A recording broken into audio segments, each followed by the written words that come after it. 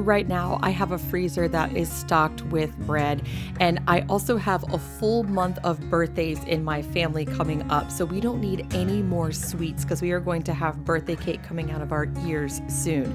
So right now, I'm not really baking with my sourdough starter, but I still like to keep an active and healthy starter around even during these seasons when I'm not baking as much. So I want to share with you some ways that I use my sourdough starter for cooking and for meals and even a little pantry restock. First up, I am just getting some bone broth going. I'll share this recipe later in the video, but because that bone broth needs to simmer for a few hours, I'm getting it going first thing in the day. This was a frozen chicken carcass that I had. It's actually a smoked chicken that my husband had made probably a month or so ago. And I was a little unsure if the smoked flavor would be good or not, but spoiler alert, it is delicious in this sourdough chicken and dumpling, or almost like a chicken and matzo ball soup. I'll show you that full recipe here in a few minutes, but I am also getting some sourdough granola started. So you can get this recipe over my blog at moonandmagnolia.com.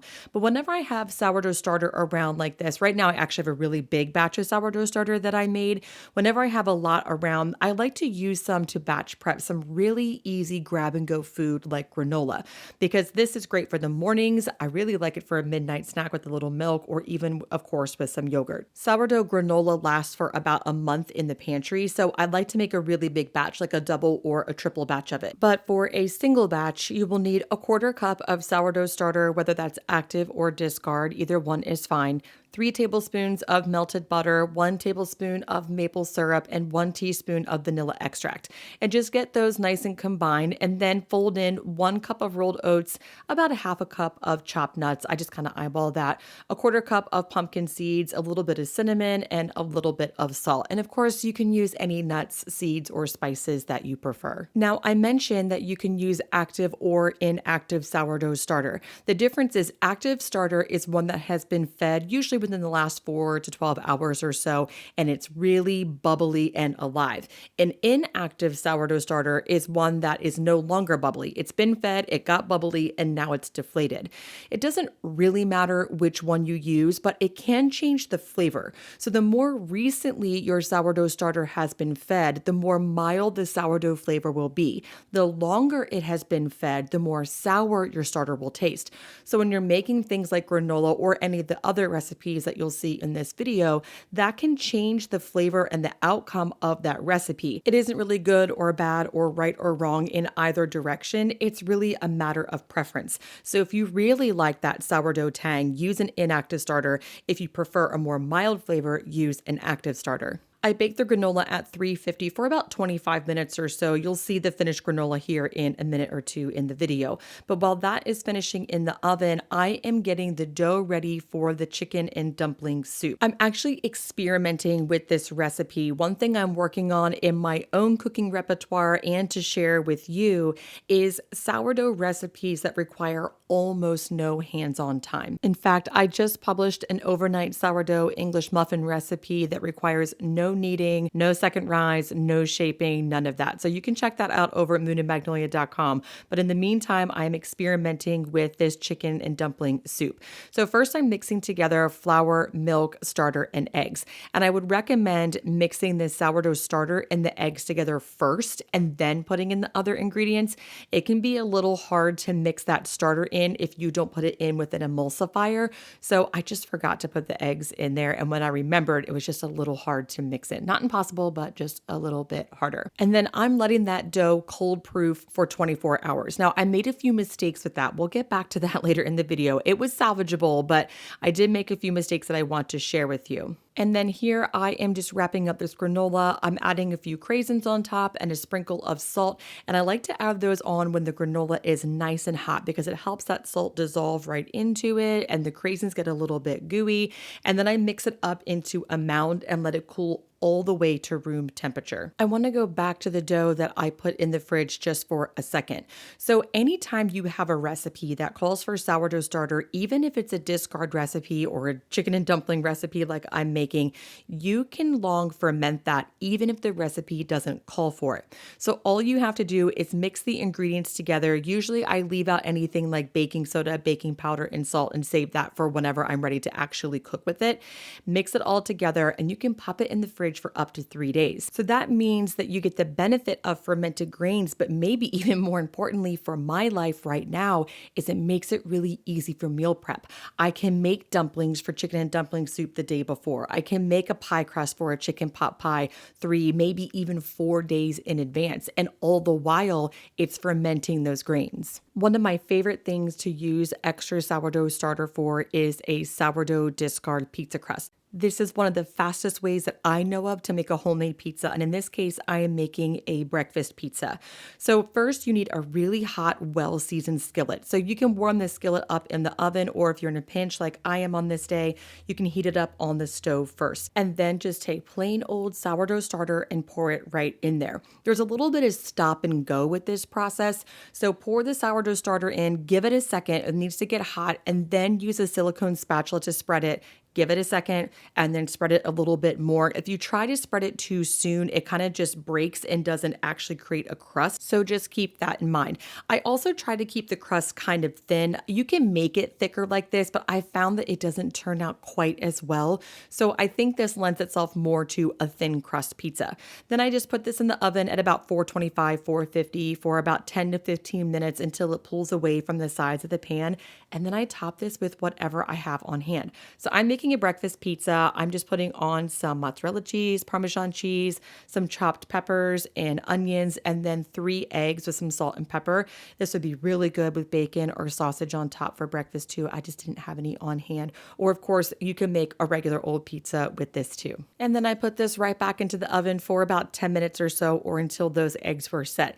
And this was absolutely delicious.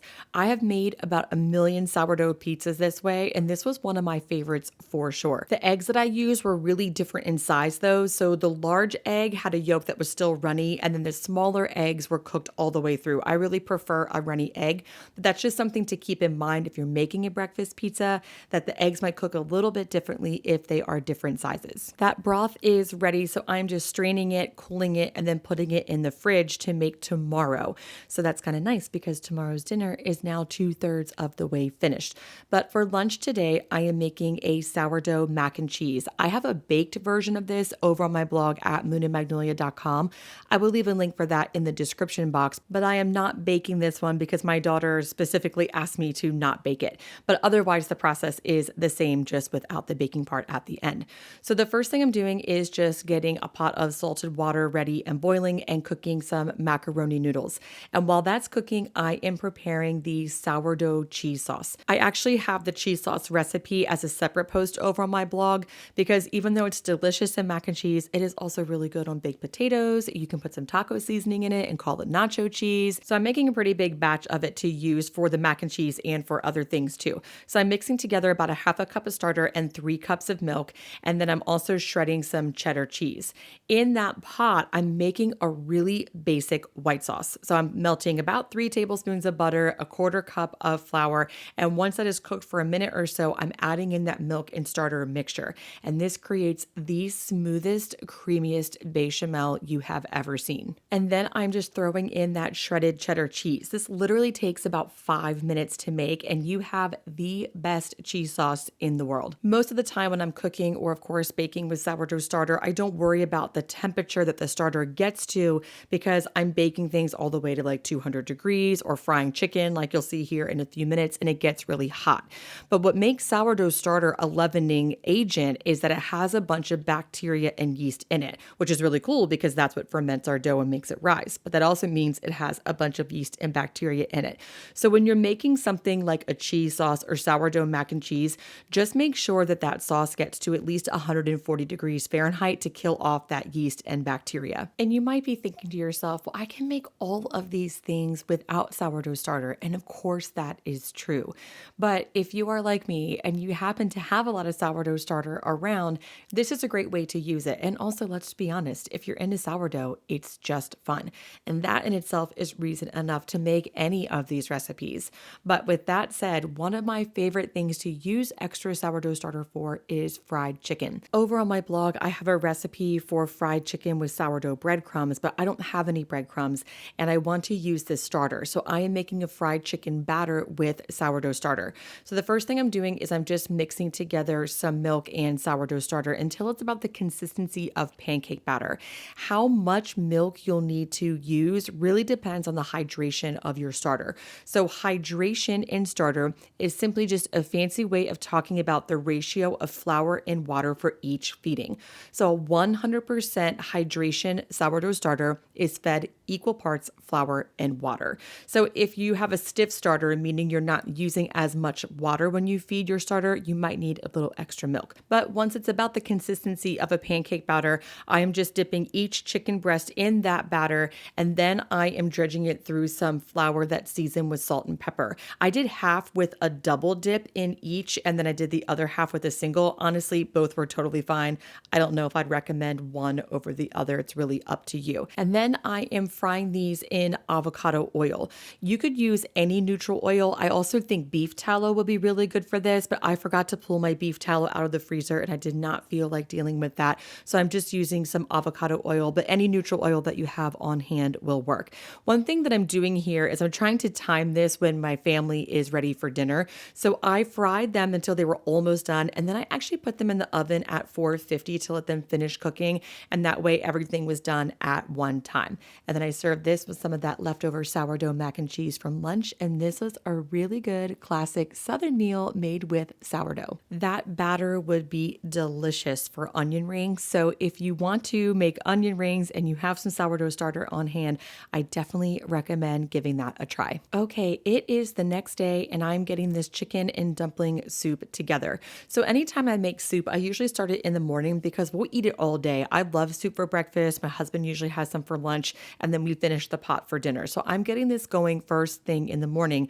And the first thing I'm doing is just sauteing the veggies. So I'm keeping it super simple, some carrots, celery, and onions, and sauteing them in a pot until they are tender crisp. I'm not adding any meat to this soup. You, of course, could boil a whole chicken and then pick it and use that meat. You could use canned chicken. I often have home canned chicken around that I throw in things like soups and stews. I also think this would be really good with some ground sweet Italian sausage.